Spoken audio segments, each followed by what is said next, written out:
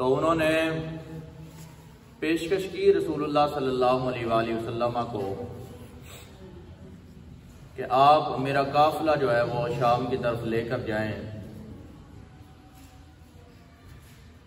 تو جس پیشکش کو رسول اللہ صلی اللہ علیہ وآلہ وسلم نے قبول کیا، اب ایک تجارتی قافلہ وہ تیار ہوا اور سیدہ خدیجہ رضی اللہ تعالی عنہ ان کا ایک غلام جس کا نام میسرہ تھا وہ بھی آپ کے ساتھ ہے۔ اصل مقصد یہ تھا کہ سیدہ نے آپ سے نکاح کرنا تھا اور انہوں نے دیکھنا تھا کہ رسول اللہ صلی اللہ علیہ وآلہ وسلم کا اخلاق کیسا ہے، کیونکہ اس سے پہلے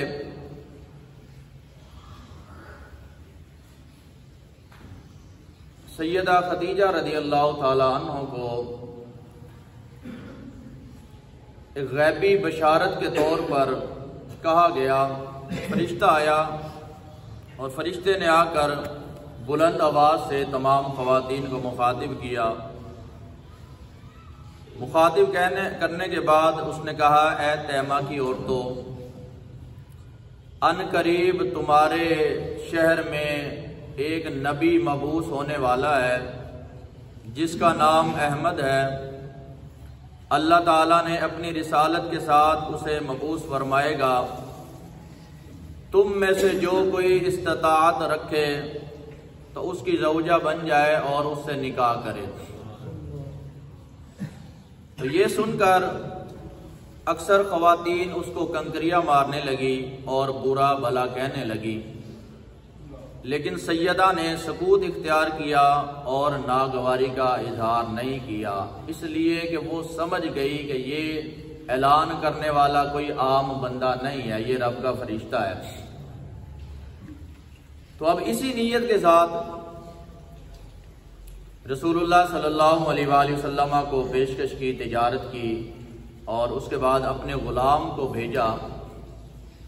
کہ تاکہ غلام جو ہے وہ دیکھے گا کہ رسول اللہ صلی اللہ علیہ وآلہ وسلم کے ساتھ جائے گا، سفر کرے گا، تو اسے پتہ چل جائے گا کہ رسول اللہ صلی اللہ علیہ وآلہ وسلم کی شخصیت کیسی ہے۔ یہ اگر آپ کو بھی دیکھنا ہو نا کہ کسی بندے کا اخلاق کیسا ہے، کوئی بندہ کیسا ہے، تو یا آپ اس کے ساتھ لین دین کر لیں اور یا آپ اس کے ساتھ سفر کریں، آپ کو پتہ چل جائے گا کہ اس کا اخلاق کیسا ہے۔ تو وہ غلام رسول اللہ صلی اللہ علیہ وآلہ وسلم کے ساتھ چل دیا۔ قافلہ شام کی طرف رواں دواں ہے۔ تو رسول اللہ صلی اللہ علیہ وآلہ وسلم قافلہ لے کر جا رہے ہیں، رستے میں قیام کیا تو اب وہ غلام کہتا ہے کہ بہت دھوپ تھی، وہاں پر بہت زیادہ سخت دھوپ تھی۔ تو جہاں پر رسول اللہ صلی اللہ علیہ وآلہ وسلم نے قیام کیا تو میں نے دیکھا دو بادل کے ٹکڑے آ رہے ہیں اور وہ رسول اللہ صلی اللہ علیہ وآلہ وسلم کے اوپر آ کر رک گئے، اور میں دیکھتا ہوں کہ فرشتے جو ہیں وہ آپ کو سایہ کر رہے ہیں، کیونکہ یہ اس کی ڈیوٹی یہ تھی، کبھی دیکھنا ہے کہ رسول اللہ صلی اللہ علیہ وآلہ وسلم کے ساتھ کیا ہوتا ہے یا آپ کا اخلاق کیسا ہوتا ہے۔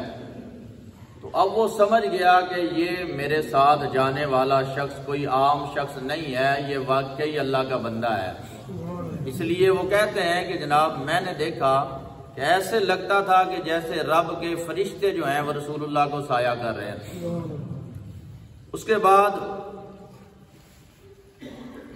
رستے میں ایک درخت تھا، وہاں پر رسول اللہ صلی اللہ علیہ وآلہ وسلم نے قیام کیا۔ قیام کرنے کے بعد وہ غلام کہتے ہیں کہ ایک راہب آیا ان کے پاس اور پوچھا کہ یہ جو شخصیت ہے یہ کہاں سے تشریف لائی ہیں؟ تو غلام کہتا ہے کہ میں نے رسول اللہ صلی اللہ علیہ وآلہ وسلم کا تعارف کروایا کہ جناب ہم مکے سے آئے ہیں، قافلہ لے کر آئے ہیں اور شام جا رہے ہیں۔ تو اس پر اس راہب نے کہا میں رب کی قسم کھا کر کہتا ہوں آج تک کسی غیر نبی نے اس درخت کے نیچے قیام نہیں کیا۔ آج تک یہ جو درخت ہے یہ کوئی عام درخت نہیں ہے، اور اس کے نیچے جس نے بھی آج تک قیام کیا ہے وہ نبی ہے۔ کسی بھی غیر نبی نے آج تک یہاں پر کوئی قیام کیا نہیں۔ اب یہ دوسری بات جو غلام کو پتہ چل گئی کہ بھئی یہ تو اللہ کے نبی ہیں، یہ کوئی عام شخص نہیں ہے۔ اب غلام کہتے ہیں کہ جب ہم پہنچے نا، منڈی میں پہنچے، تو کہتا ہے کہ وہ سامان نا اپنا سمیٹ رہے تھے منڈی والے۔ اب آپ بھی منڈی جاتے ہوں گے، آپ کو پتا ہے کہ ایک وقت ہوتا ہے کہ صبح جب لوگ سامان لگاتے ہیں، اور ایک وقت ہوتا ہے کہ جب وہ سامان اٹھاتے ہیں۔ کا مطلب یہ ہے کہ جب منڈی کا ٹائم شروع ہوتا ہے تو سب لوگ سامان لگاتے ہیں، اور جب وہاں سے تقریباً کاروبار ختم ہو جاتا ہے، لوگ اپنا سامان مال بیچ لیتے ہیں، تو وہاں سے لوگ اپنا سامان اٹھاتے ہیں۔ تو کہتے ہیں کہ جیسے ہی ہم وہاں پر سامان بیچنے کے لیے داخل ہوئے تو دیکھا کہ جناب لوگ اپنا سامان اٹھا رہے ہیں، رش کم ہے۔ تو میں نے کہا آج تو کام خراب ہو گیا، یہ سامان ہم اتنا سامان لے کر آئے ہیں، یہ تو بکنے والا نہیں ہے، یہاں پر تو رش بھی نہیں ہے، یہاں پر لوگ کم ہے، اور یہاں سے لوگ تو واپس جا رہے ہیں، ہم لیٹ ہو گئے۔ تو وہ کہتا ہے کہ جیسے ہی رسول اللہ صلی اللہ علیہ وآلہ وسلم نے اپنا سامان لگایا تو کہتا ہے کہ پتہ نہیں کہاں کہاں سے لوگ آ گئے۔ کہتا ہے کہ پہلے تو وہاں پر کوئی نہیں تھا، لیکن جیسے ہی رسول اللہ صلی اللہ علیہ وآلہ وسلم نے اپنا سامان لگایا، لگانے کے بعد وہ کہتا ہے کہ ہمارا مال جو تھا نا وہ سارا بہت جلدی بک گیا۔ تو کہتا ہے کہ میں حیران تھا کہ یہاں پر تو کوئی شخص نہیں تھا، کم لوگ تھے، یہ اتنے زیادہ لوگ کہاں پر آ گئے، کہاں سے آ گئے؟ تو وہ کہتے ہیں پھر دل کے اندر وہی خیال آیا کہ بھئی یہ عام بندہ نہیں ہے، یہ تو اللہ کا نبی ہے۔ اس کے بعد جب مال فروخت کرنے کے دوران ایک شخص نے نا آپ سے جھگڑا کیا، تو جھگڑا کرنے کے بعد کیا کیا؟ اس نے کہا جناب آپ اس پر قسم کھائیں۔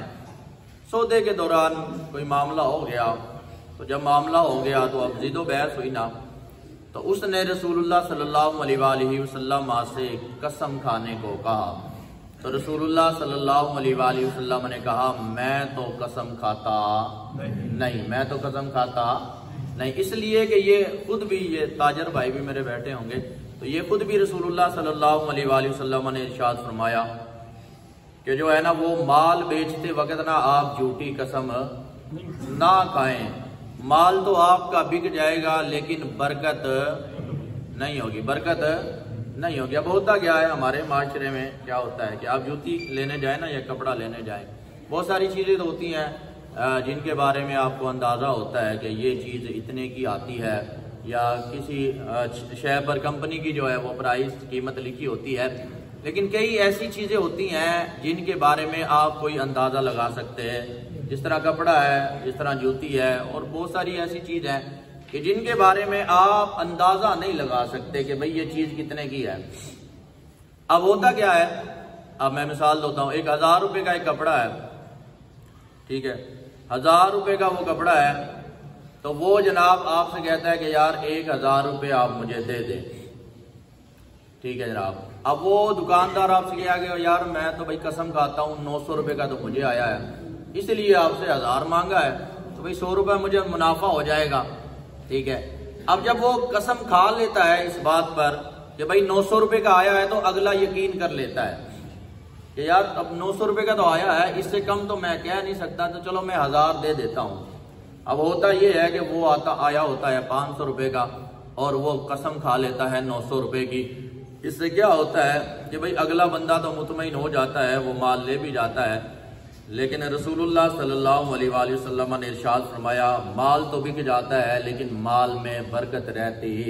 نہیں۔ جھوٹ بول کر نہیں بول رہا، ویسے منافع آپ لے لیں، آپ 500 روپے کا لا کر 1000 کا بھی بیچیں، اس میں کوئی مسئلہ نہیں ہے، لیکن یہ ہے کہ جب آپ جھوٹ بولیں گے نا تو یہ اس میں پھر معاملہ خراب ہو جائے گا، پھر آپ کی جو روزی روٹی ہے وہ حرام ہو جائے گی۔ تو اس نے کہا کہ آپ قسم کھائیں، تو آپ نے کہا میں تو قسم کھاتا نہیں۔ تو وہاں پر پھر ایک راہب موجود تھا، اس نے بھی یہی کہا کہ اس کے اوصاف بتاتے ہیں یہ اللہ کے نبی ہے۔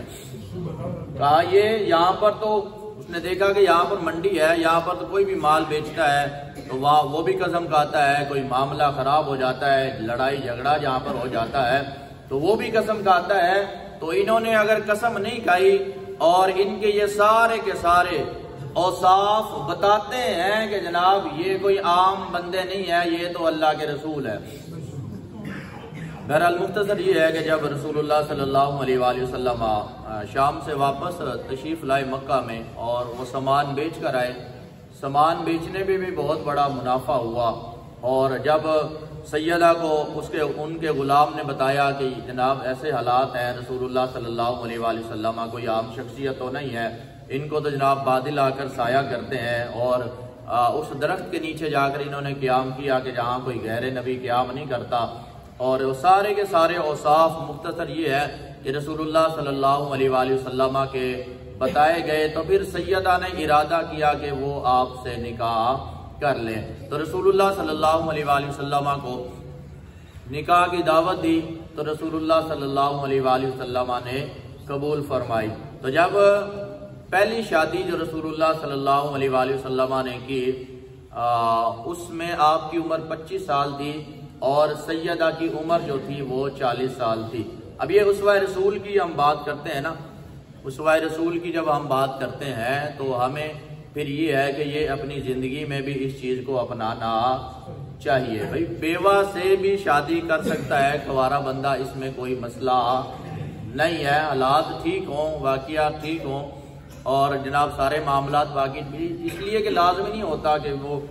کسی کو طلاق ہو جائے تو وہ اس میں عورت کا قصور ہو، یا بعض اوقات کسی کا خامد فوت ہو جائے تو یہ کوئی بعض اوقات سمجھا جاتا ہے کہ یہ بہت برا عمل ہے کسی بیوہ سے شادی نہیں کرنی۔ بھئی کنوارا بندہ جو ہے وہ برا، وہ کیوں بیوہ سے شادی کرے، تو وہ کر سکتا ہے، اس میں کوئی مسئلہ نہیں ہے۔ اور اگر رشتہ اچھا ہو تو عمر کا بھی جو ہے فرق ہو تو اس سے بھی کوئی فرق پڑتا نہیں، اس لیے کہ رسول اللہ صلی اللہ علیہ وآلہ وسلم کی عمر 15 سال کم تھی سیدہ سے، لیکن یہ ہے کہ پھر بھی رسول اللہ صلی اللہ علیہ وآلہ وسلم نے آپ کے ساتھ نکاح کیا۔ نکاح کرنے کے بعد جب رسول اللہ صلی اللہ علیہ وآلہ وسلم نے، آپ غار حرا میں جایا کرتے تھے، تو ایک مرتبہ جب گئے نا تو سیدنا جبریل علیہ السلام آئے۔ اب یہ وہ واقعہ ہے پہلا کہ جب آپ صلی اللہ علیہ وآلہ وسلم پر باقاعدہ پہلی وحی جو ہے نا وہ نازل ہوئی، تو سیدنا جبریل علیہ السلام آئے اور آ کر آپ سے کہا اقرا بسم ربک الذی خلق، کہ پڑھو اپنے رب کے نام سے۔ تو رسول اللہ صلی اللہ علیہ وآلہ وسلم نے ارشاد فرمایا میں پڑھا نہیں ہوں، میں پڑھا نہیں ہوں، یہ آپ نے جواب دیا۔ تو رسول اللہ صلی اللہ علیہ وآلہ وسلم سے دوبارہ انہوں نے کہا کہ جناب پڑھیے، تو آپ نے کہا میں پڑھا نہیں ہوں۔ پھر تیسری مرتبہ کہا، تو پھر کیا کیا، رسول اللہ صلی اللہ علیہ وآلہ وسلم کو سیدنا جبریل علیہ السلام نے لے کر تھوڑا سا دبایا آپ کو کہ ان کے ہاتھوں کی گرفت جو ہے نا وہ آپ کو محسوس ہوئی، دبایا، دبانے کے بعد چھوڑ دیا، پھر کہا پڑھو۔ اچھا، پھر دوبارہ آپ نے جب نہیں پڑھا پھر دوبارہ آپ کو دبایا گیا، پھر کہا، تیسری مرتبہ جب دبایا گیا تو رسول اللہ صلی اللہ علیہ وآلہ وسلم نے پڑھا۔ تو یہ پہلی وحی تھی جو رسول اللہ صلی اللہ علیہ وآلہ وسلم پر نازل ہوئی، اور جب آپ گھر آئے نا تو بڑی سردی آپ کو محسوس ہوئی اور بڑی گھبراہٹ ہے، بڑا سارا معاملہ ہے۔ تو رسول اللہ صلی اللہ علیہ وآلہ وسلم نے آتے ہی کہا کہ مجھے چادر دو، بڑی سردی آپ کو محسوس ہوئی، اور یہ اس لیے کہ یہ کوئی عام بات نہیں تھی۔ قرآن نے خود قرآن میں کہا کہ اگر ہم اس کو پتھروں پر نازل کرتے، یا ہم اسے چٹانوں پر، یا ہم اسے سمندروں پر نازل کرتے تو اس کو برداشت کرنے کی طاقت ان میں نہیں ہے۔ یہ واحد رسول اللہ صلی اللہ علیہ وآلہ وسلم کا دل ہے جس نے وحی خدا کا جو نزول ہے اس کو بھی قبول فرمایا ہے، یہ کوئی عام بات نہیں تھی۔ تو یہ جب رسول اللہ صلی اللہ علیہ وآلہ وسلم گھر آئے تو بڑی کپکپاہٹ ہے اور بڑی سردی جو ہے وہ آپ کو محسوس ہوئی۔ آپ نے کہا سیدہ سے کہ آپ جو ہے نا وہ مجھے چادر اڑا دیں۔ چادر اڑانے کے بعد جب کچھ دیر رسول اللہ صلی اللہ علیہ وآلہ وسلم نے قیام کیا اور کچھ حالت آپ کی ٹھیک ہوئی نا، تو سیدہ نے دیکھا کہ یہ جو ہے نا آپ صلی اللہ علیہ وآلہ وسلم کی طبیعت تو ٹھیک نہیں ہے، تو ایک راہب تھا، جس طرح ہمارے جو ہے نا وہ آپ کہہ لیں کہ حکیم کہہ لیں یا ولی اللہ کہہ لیں یا مذہبی پیشوا کہہ لیں، اس طرح یہودیوں کے اندر جو پیشوا تھے ان میں ایک پیشوا تھا جس کا نام ورقہ بن نوفل تھا۔ تو رسول اللہ صلی اللہ علیہ وآلہ وسلم کو سیدہ خدیجہ الکبریٰ رضی اللہ تعالی عنہ جب ان کے پاس لے کر گئی اور تمام واقعہ جب ان کو بتایا کہ ایسے ایسے حالات ہیں، غار ہیرا میں آپ گئے تھے اور یہ سارے معاملات ہوئے ہیں، تو انہوں نے کہا کہ یہ رسول اللہ صلی اللہ علیہ وآلہ وسلم کے متعلق کہا کہ یہ جو معاملات ہوتے ہیں نا یہ ہر بندے کے ساتھ نہیں ہوتے، تو وہ جو غار ہیرا میں جو آپ کے ساتھ ہوا ہے وہ اللہ کی وحی جو ہے وہ آپ پر نازل ہوئی ہے، اور آپ سیدہ سے کہا گیا کہ یہ جو آپ کے شوہر ہیں یہ کوئی عام شخصیت نہیں ہے بلکہ یہ اللہ کے رسول ہے، یہ اللہ کے رسول ہے۔ تو یہ پہلا واقعہ تھا غار ہیرا کا کہ جس میں رسول اللہ صلی اللہ علیہ وآلہ وسلم کا جو ساتھ دیا وہ سب سے پہلے آپ کی بیوی نے دیا، ٹھیک ہے۔ یہ اس لیے کہ بیوی جو ہوتی ہے نا، بیوی جو ہوتی ہے اتنی بری چیز نہیں ہوتی، یہ اچھی چیز ہوتی ہے، اور جہاں پر کوئی شخص جو ہے وہ آپ کے ساتھ نہ ہو یا کئی معاملات آپ کے ساتھ ایسے ہوتے ہیں کہ جن میں کوئی آپ کی مدد نہ کرے، آپ کی حوصلہ افزائی نہ کرے، تو وہ آپ کی بیوی جو ہے وہ آپ کے کام آتی ہے۔ تو سیدہ خدیجہ الکبریٰ رضی اللہ اتنے مشکل حالات کے اندر گھبرائی نہیں، اور گھبرائی نہیں، کوئی کچھ نہیں کہا انہوں نے، بلکہ وہ آپ کو لے کر گئیں، اور لینے کے بعد یہ ہے کہ آپ متعلق پوچھا گیا، اور یہ بعد میں بھی رسول اللہ صلی اللہ علیہ وآلہ وسلم نے ارشاد فرمایا کہ جتنا منافع مجھے سیدہ کے مال نے دیا ہے اتنا منافع کسی اور کے مال نے دیا نہیں۔ تو یہ کائنات میں دو شخص ایسے ہیں، دو شخصیات ایسی ہیں کہ جن کا رسول اللہ صلی اللہ علیہ وآلہ وسلم نے بہت اچھے طریقے کے ساتھ دیا، جان کے ساتھ بھی، مال کے ساتھ بھی۔ ان میں پہلا یہ ہے کہ سیدہ خدیجہ الکبریٰ ہے، اور دوسرے حضرت ابو بکر صدیق رضی اللہ تعالی عنہ ہے۔ تو یہ دونوں شخصیات ایسی ہیں کہ جو سب سے پہلے آپ پر اسلام بھی لے کر آئے اور آپ پر زیادہ مال بھی انہوں نے خرچ کیا۔ تو یہ خود رسول اللہ صلی اللہ علیہ وآلہ وسلم نے ارشاد فرمایا کہ جناب بہت سارے لوگوں نے مجھے مال دیا ہے، لیکن جتنا مال کا نفع مجھے سیدہ خدیجہ الکبریٰ رضی اللہ تعالی عنہا کے مال نے دیا ہے کسی اور کے مال نے دیا نہیں۔ اور یہ رسول اللہ صلی اللہ علیہ وآلہ وسلم بہت پیار بھی انہیں کیا کرتے تھے، اور آپ کو پتہ ہے کہ رسول اللہ صلی اللہ علیہ وآلہ وسلم کی جو نسل ہے وہ بھی ان کے ساتھ چلی ہے۔ انشاءاللہ اسی موضوع کو لے کر ہم انشاءاللہ چلیں گے، ٹائم ہوا چاہتا ہے۔ اللہ تعالیٰ مجھے اور آپ کو تمام باتوں پر عمل کرنے کی توفیق عطا فرمائے۔ اچھا ایک بات سن لے، یہ جو اذان ہوتی ہے نا دوسری اذان، اس کا آپ نے جواب نہیں دینا۔ کیا کرنا ہے؟ جواب انگوٹھے بھی نہیں چومنے، کچھ بھی نہیں۔ یہ جب اذان ہوتی ہے نا بس آپ نے خاموشی کے ساتھ اذان، اس میں کوئی بھی آپ نے کچھ بھی کرنا نہیں۔ اللہ تعالیٰ مجھے اور آپ کو عمل کرنے کی توفیق عطا فرمائے۔ آمین ثم آمین۔ وما علینا الا البلاغ المبین۔